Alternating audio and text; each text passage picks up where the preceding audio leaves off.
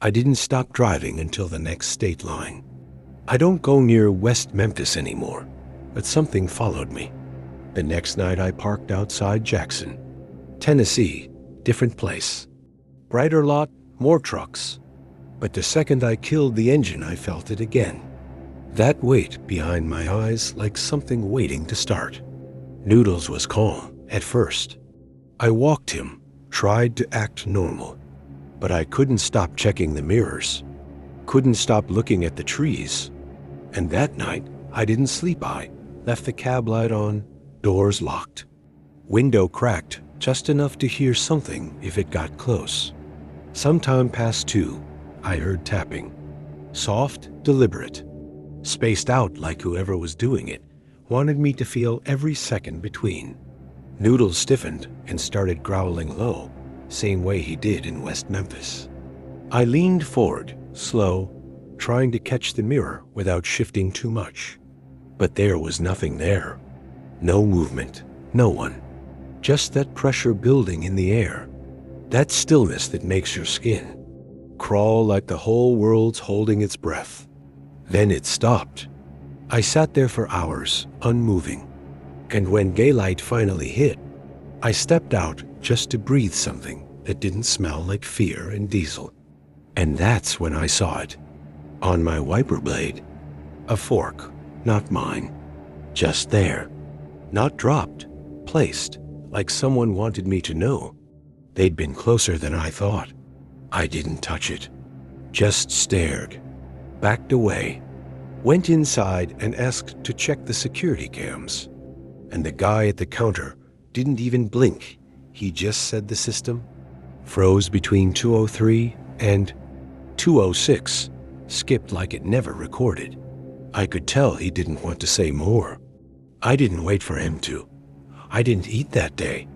Didn't sleep the next night either. Every sound in the cab felt sharper. Every shadow moved a little too slow. Even the radio gave up, it turned to static and stayed there, no matter what I tried. I threw it off and drove in silence. But it wasn't quiet, not really. It was like something breathing in the space between each mile marker. Slow and heavy, just out of view. That night, I swear I felt it. Pressure on my chest. Hands that didn't feel like hands. Cold, heavy, holding me down while something shifted in the seat beside me. I couldn't turn. I couldn't scream. I could only watch the windshield. And in the reflection, I saw it sitting there. No detail, no face. Just shape watching me breathe, like it had been riding with me the whole time. Then morning came, like it always does. Just light and road and wind. But the fork was gone. I started skipping rest stops completely. No more late-night diners. No more park and sleep. I fueled with the engine running and left before the receipt even printed. Still, every now and then, I'd see something at the edge of the road, just standing. Never moving. Never waving. Always there, just close enough to catch in the corner of my eye when I wasn't thinking. Always gone when I tried to check. I thought maybe I was losing it until one night in Kentucky. I pulled over just to breathe, and when I stepped out, Noodles refused to follow. I called him twice, then again, but he stayed in the passenger seat, teeth bared, staring out at the field across the lot. I turned and saw nothing until I looked closer, and in the grass where the fog hit the tree line, something shifted sideways, slow. Not like a person, but like a curtain being pulled back. And I swear to God, it had no eyes, but it was looking at me. That was the last time I drove that route. I rerouted the whole job, took a pay cut, didn't care. Told dispatch I'd had engine trouble. Truth is, I didn't want to see what would happen if I kept going. There are roads I just don't take anymore. Places I don't stop. And that old diner in West Memphis? I still think about that fork, sitting perfectly on my plate like it was waiting to be noticed. I think about who or what sat in my booth while I was in that bathroom. and why they didn't just take the food, why they wanted me to come back and find it. I've been driving a long time. I've seen accidents, wrecks, people out of their minds on meth, wandering down the yellow line, headlights in the distance that never show up in the mirrors. But that night in West Memphis, that wasn't drugs. That wasn't mental fog. That wasn't just another truck stop ghost story. That was something else. Something that saw me. Something that's still out there. And I think sometimes it's still trying to finish what it started. I've been running overnight loads through Arizona and Nevada for years, and nothing ever rattled me the way that stretch of Highway 93 did. That night, the road didn't feel like road. The air didn't feel like air. Everything just felt wrong. I was coming out of Phoenix with a delivery to Henderson, dark desert all around. Maybe 1 or 2 gas stations along the whole route, but most of it's just dirt and sky and silence. It was close to 1 in the morning when it started. I had talk radio on just to stay focused. Nothing heavy on my mind, just mile after mile of empty road, until a pair of headlights appeared behind me, fast, like they were late to something. Maybe doing 90 silver sedan. I couldn't tell the make. Maybe a Toyota. Didn't matter. What mattered was how it passed me quick. Hard left lane, and in that blur, I saw her. Passenger seat. Pale skin. Too pale. Eyes wide like they were frozen open. Mouth slightly parted like she was stuck between trying to speak and not being able to. And the thing that twisted my stomach wasn't just how she looked, it was that she was looking right at me. Not like someone glancing over. No, she was locked onto me like she knew me. Like she'd been waiting for me to show up. I blinked and they were gone. I told myself maybe she was tired, maybe just weird lighting, maybe I was tired. But then it happened again. 15 minutes later, same lights in the mirror, same car, same burst of speed flying past.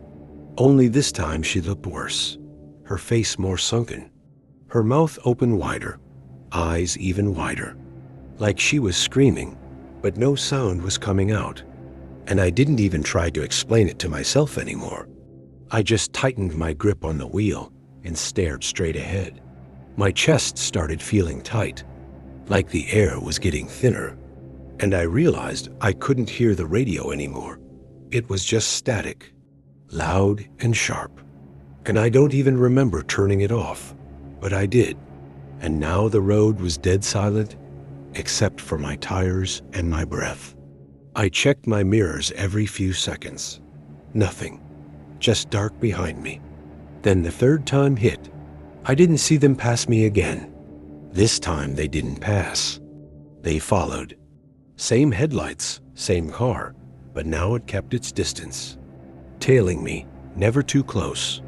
Just far enough that I couldn't make out faces. Just those damn lights. I called 911, didn't even care how it sounded. The dispatcher was calm, asked my location, said she'd alert a unit near Kingman to watch for anything strange. But what she said next chilled me deeper than anything on that road. We don't have any reports of a car matching that description on your route.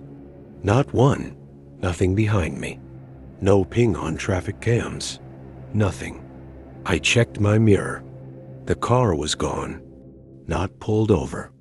Not turned off. Just gone. I didn't stop. I didn't blink. I drove all the way to Kingman, gripping the wheel like it was the only thing holding me in this world. Pulled into a gas station near the edge of town just to breathe again. Lot was quiet, one other driver pumping diesel. I stepped inside and asked the cashier if a silver sedan had come through recently, just on a hunch, just to make sure I wasn't out of my mind. He didn't even hesitate, just said, "Not in ours." I didn't say anything. I just walked out and stood by my truck, staring out into the desert. And it hit me how empty it really was. How little separates you from disappearing out there. I finished the drive to Henderson, but the whole time I felt it. Not just nerves, not paranoia, but presence. Like the cab wasn't empty. I kept checking the back, mirror, side window, and every time it felt like I was just 1 second late from catching someone looking away. The next morning I checked the news, searched for car crashes, abductions, anything that might explain what I saw, but nothing came up. Nothing.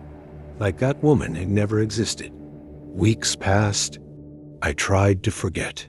But late one night, running another load along a different route, different state, I stopped to use a rest area off Highway 6, middle of nowhere.